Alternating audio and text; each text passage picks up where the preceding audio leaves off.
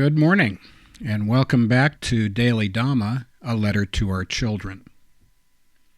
Today is February 9th, and our reading is What People Want.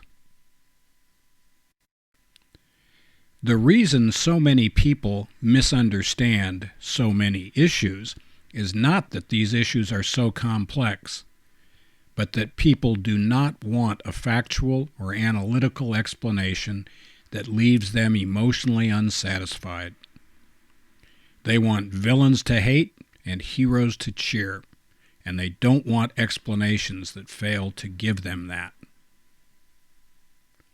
And that's Thomas Sowell, Dismantling America, Random Thoughts. Once again, the purpose of the Dhamma is to shed light on our own stuff, not to lay mumbo-jumbo on anyone else. If this is useful, fine. If it's not useful, then that's fine too.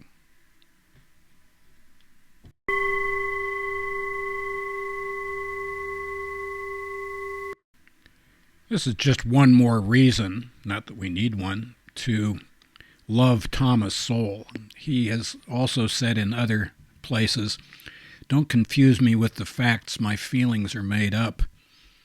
And I'm right with him on that. Especially today, modern people really want something that strokes their ego and makes us feel all warm and fuzzy and superior to other people and like that. And that is not necessarily conducive to the creation of a civil society in which people can agree to disagree about things without vilifying the other person. Ajahn Chah used to have fun with this too. People would show up at the monastery out near Laos, up in northeast Thailand, and say, "Hey, I disagree with Kama." He'd say, "Oh, is that right? Why don't you explain to me how you think the universe works?" And that cracks me up. Just because we disagree with somebody doesn't mean that we have to have an opinion on their thing. It also doesn't mean that we forego having any opinions of our own. People have a right to decide what they want to believe and a right to go on their own spiritual quest to find that meaning in their life. So we wish everybody the best of luck with that.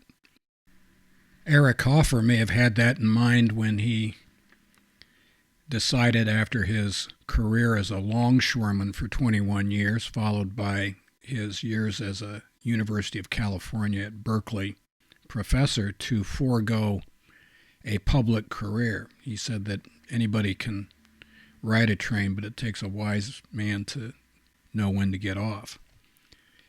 This puts me in mind of Mrs. Dhamma as well. She doesn't argue with people. We sometimes compromise and do it her way, or other times we compromise and do it her way.